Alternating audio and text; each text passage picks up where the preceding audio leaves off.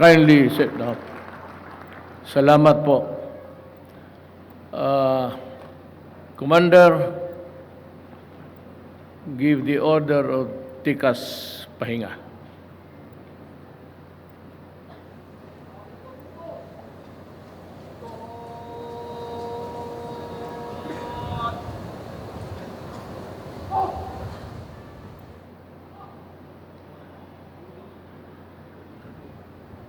Thank you. Executive Secretary Salvador Midaldia, Defense Secretary Delfin Lorenzana, Interior and Local Government Secretary Eduardo Anyo, and the other members of the Cabinet, Senator Bongo, Manila City Mayor Francisco Esco, AFP Chief of Staff General Noel Clement, and the Major Service Commanders, the officers and enlisted personnel and civilian employees of the Armed Forces of the Philippines, invited guests, mga mahal kong kababayan. I am pleased with the efforts of the Presidential Management Staff and the Presidential Security Group, their partners for spearheading the first presidential silent drill competition.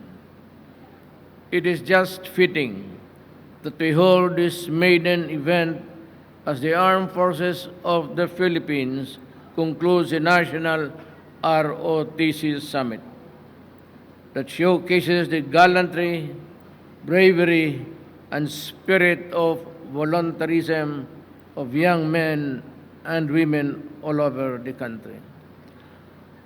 Let me break from the prepared speech. Kayo bang mga bata at mga magulang, do not ever, this is our only country. At hanggang ngayon, there are people who are terrorists trying to destroy our way of life.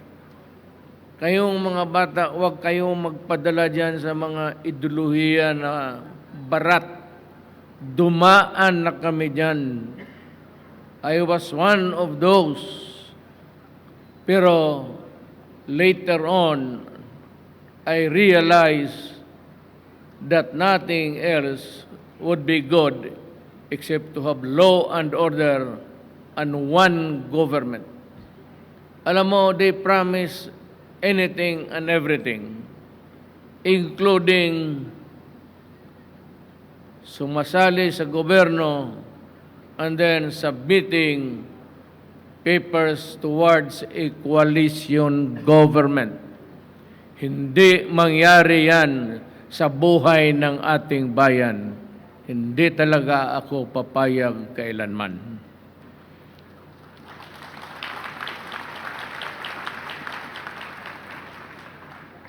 Let me especially commend the winners and participants of the competition, as well as those who joined the summit. Well, of course, PMA won. My congratulations. But I'd like the others, we have, more of this in the days to come. Alam mo, ganito yan eh. I was inspired when I went to China. Kasi every sundown, meron silang drill. A drill before the flag is lowered. And people congregate every afternoon to see the drill performed by the different units assigned for that day. I want it done every day. May magtingin man o wala, do it for the country. I want you to go into a sort of an activity to honor Rizal at ang ating bayan. Do it, and I order it every day. It will be spearheaded by the Armed Forces of the Philippines and those who would like to participate.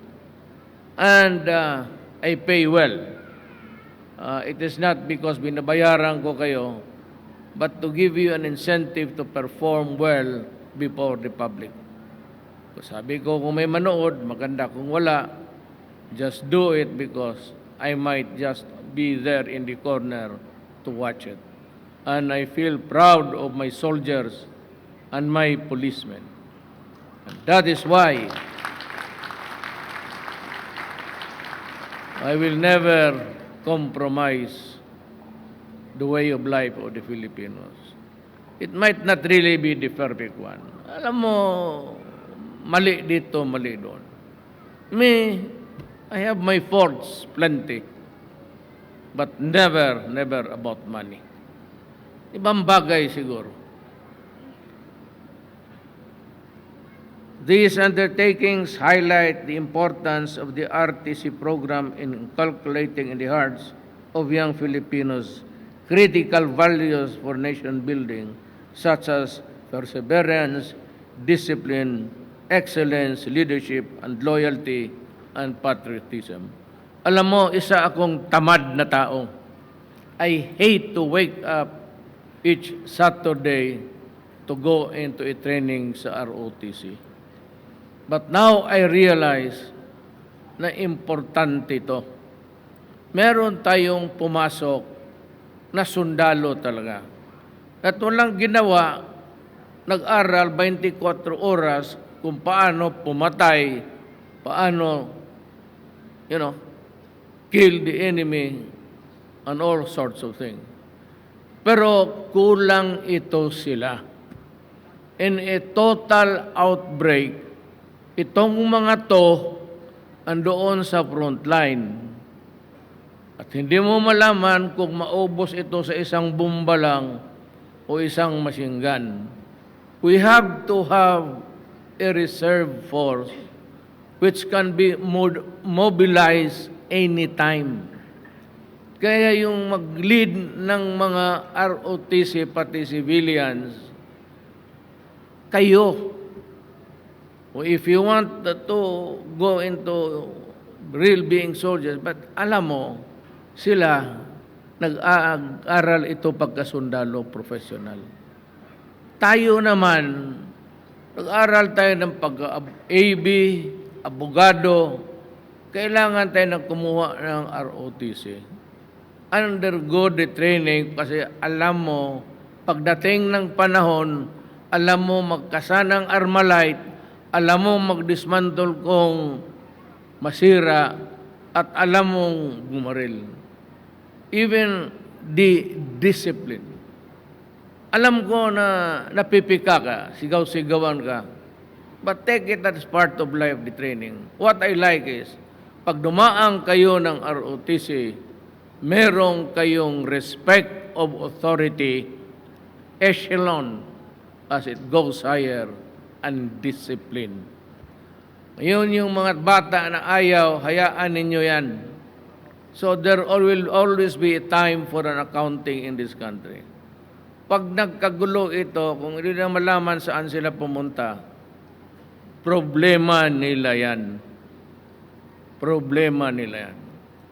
Kayong kumuha ng ROTC religiously, pero maging doktor ka, engineer, abogado, because hindi naman pwede na pumunta ka ng PMA tapos ang gusto ng tatay mo para magandang buhay, doktor ka rin, kagaya ng tatay mo, kagaya ng tatay ko, naging abogado, at ang anak ko si Inday, naging abogada.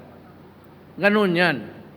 So you cannot go to the PMA and become a full-fledged soldier only because then your parents might have other plans for you. Maging doktor ka, kagaya ng tatay mo. In the meantime, since you cannot go to the PMA for that, merong ROTC. I urge you to learn, baski mo naghawak malaman ng baril, o to call an assembly of men to fight for the country. Alam mo, sa buhay natin, the imponderables of life. Hindi natin talaga alam, pag nawala man ako, well, the next president, He might have some other ideas for you, but ako I suggest that we pass the ROTC, sumali kayo, requirement yan bago ka makagraduate. Tiisin mo yan, kasi yan talaga ang buhay dapat ng estudyante ng Pilipinas. I hope that in the future, when you look back at the memorable experience, says, during these events, you will never forget to live up and never depart from these values as you pursue endeavors, and you would benefit not only for yourselves, but your families, and ultimately the entire nation as well. You develop honesty. Kung nandiyan kayo, me in my government, whether the military, the police, for promotion, o yung magpasok ka sa gobyerno, mag-cabinet member ka, I have fired about 5 whose friendship dates back to 1988 when I first became the mayor of Davao. Tuloy-tuloy kasi ako hanggang presidency na wala akong talo. But these guys were with me and helped me all throughout. Pero ang sinabi ko, pagka magsama tayo sa gobyerno and I have the power to appoint you, huwag mo akong hiyain because ayaw ko talaga ng korupsyon. Yung sa korupsyon ngayon sa gobyerno, and I'm warning again the bureaucracy, dito man ang mga sekretary, madali Manila. I do not want papers to be acted by days. I want it by hours. If you are a director, do not hang on it. Huwag mong upuan yan kasi pabalik-balikin mo ang tao hanggang bumigay ng pera. Ganon sa gobyerno. Matagal akong mayor. Matagal akong marami talaga akong sinipa, baski dito sa Malacanang. Tanungin mo yung mga gwardiya, nagbobogbog talaga ako na tao, lalo na yung mga graft and corruption. Sinisipa ko rin. Kaya huwag kayong, kasi kung gusto ninyo, pagkatapos ko, Presidente, magkita tayo baski saan lugar, kayong mga durugista,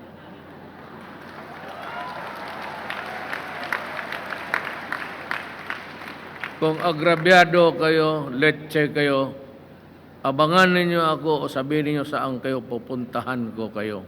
Magsama tayo sa imperno kayong mga yo.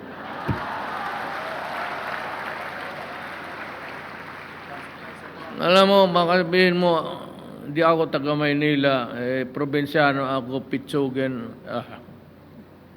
Kamali talaga kayo dyan.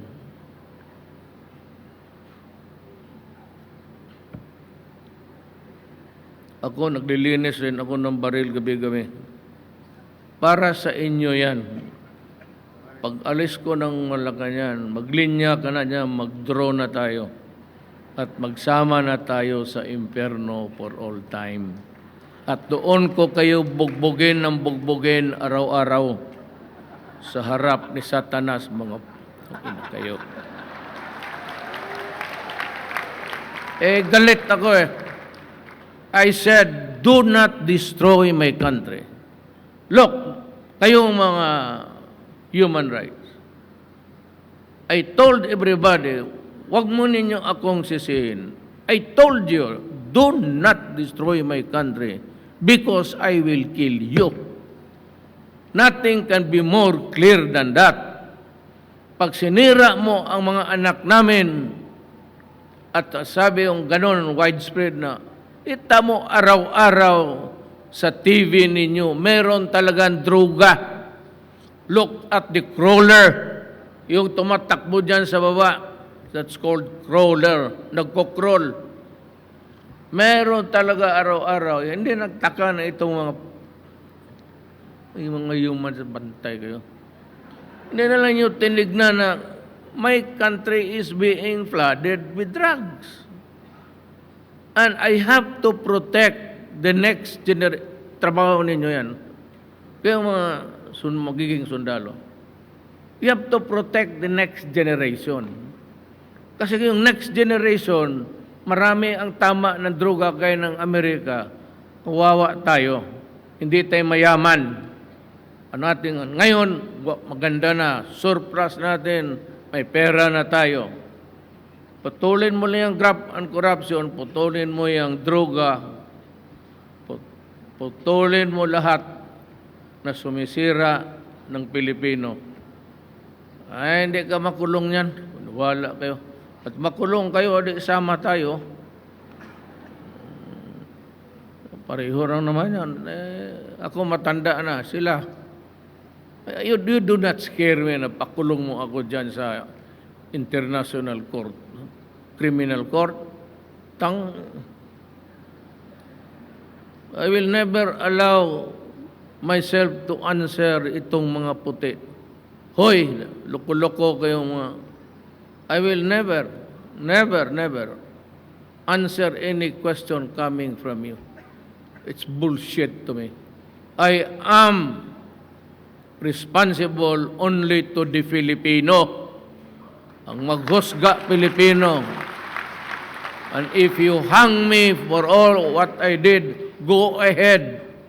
It will be my pleasure. But never itong mga puti. Nakikialam ang mga puti. Pamurahin na lang ninyo ako.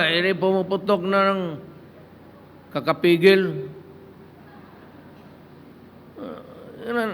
Hindi lang nila alam ang, what's to them a dead carcass there, criminal. Ilan ang, hindi nila binilang ang namatay dahil sa droga.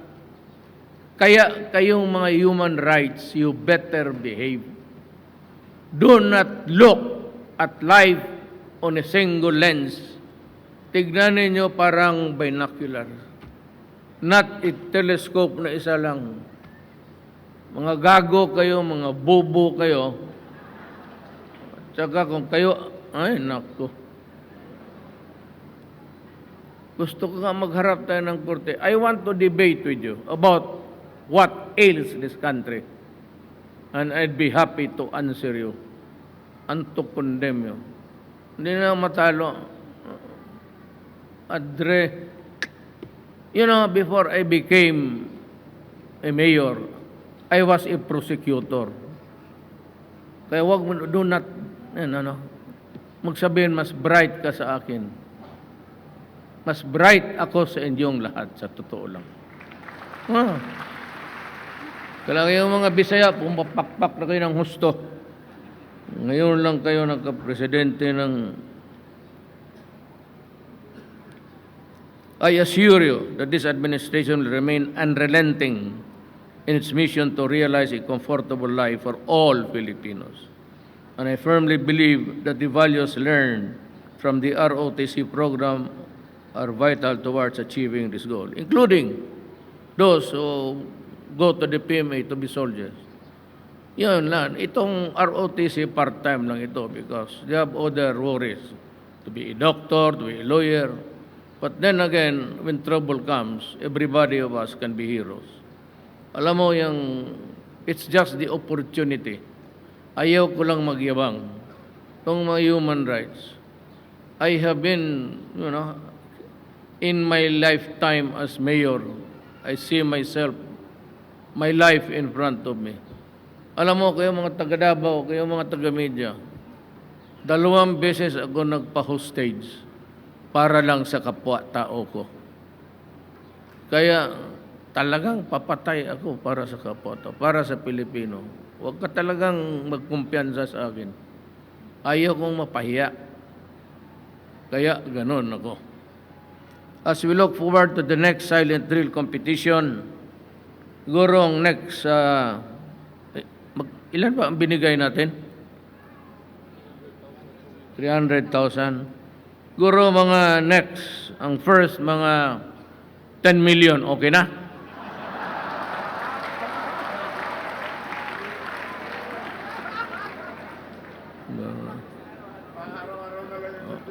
Ayaw tumawa ang mga buang, oh. Nag-aalala siguro, nagbibiro ka na. It will be higher. Will go higher, higher. And those who would want to parade there every afternoon, you'll have coffee money with me. And we can have dinner in...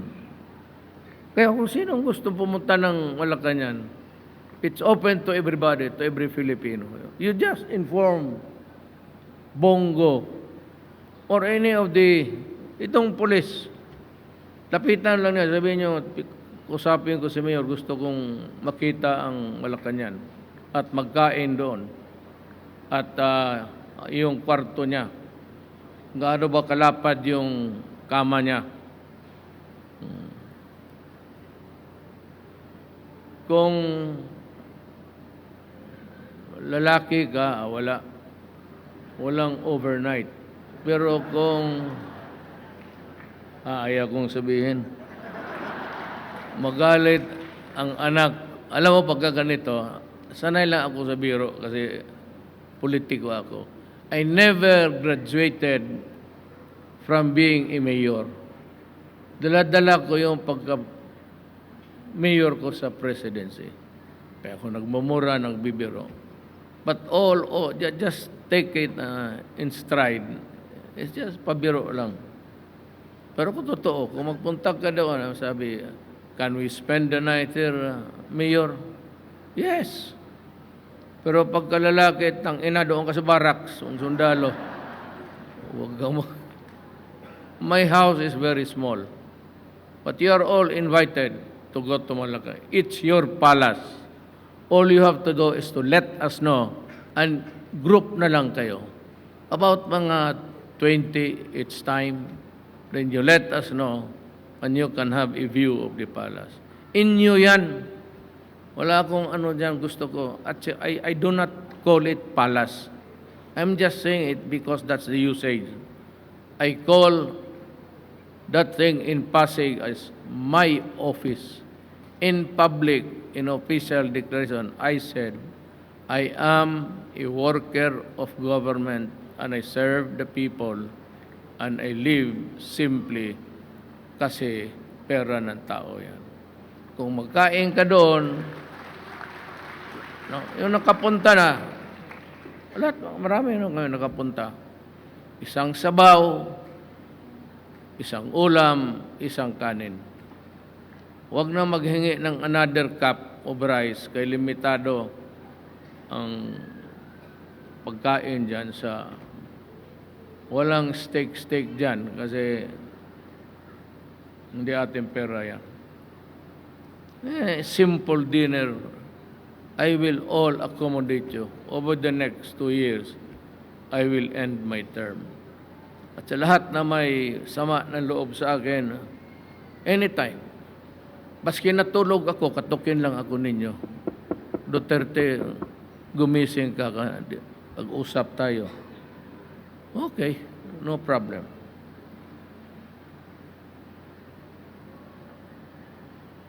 Together, let us all work for a safer and more peaceful.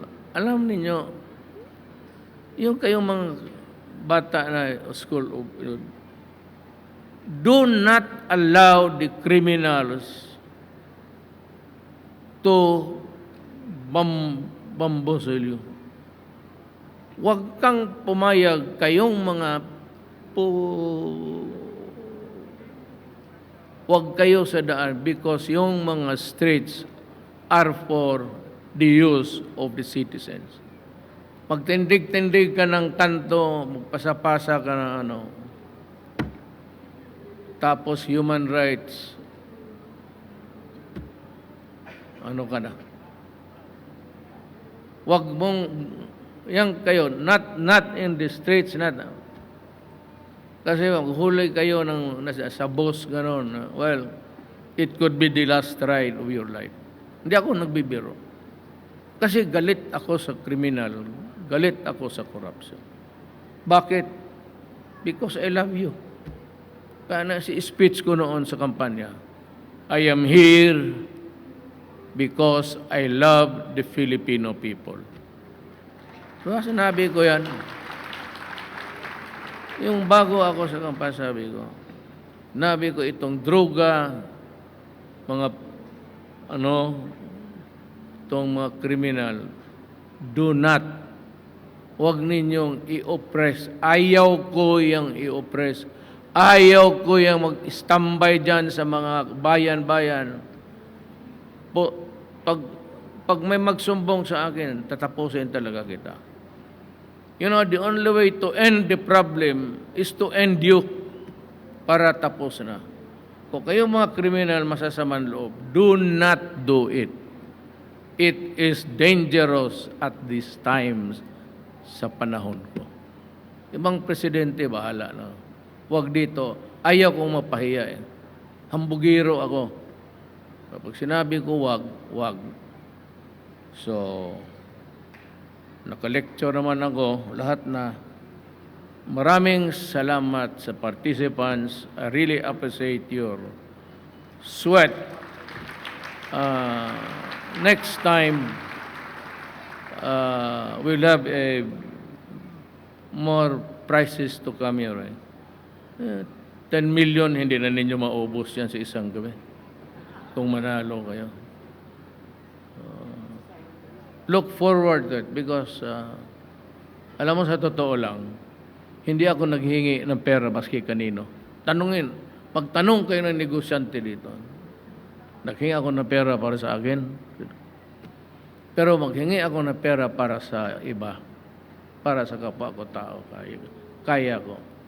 I will raise that money, not from the government coffers. I will raise that money kasi marami akong kaibigan na tinanggihan noon nagbigay. Sabihin ko, sige, ngayon na. Kasi gusto ng mga drill, malaki ang price nila. Gusto talaga nila 50 million. So, it's gonna be 50 million. Maraming salamat po. Thank you very much, President.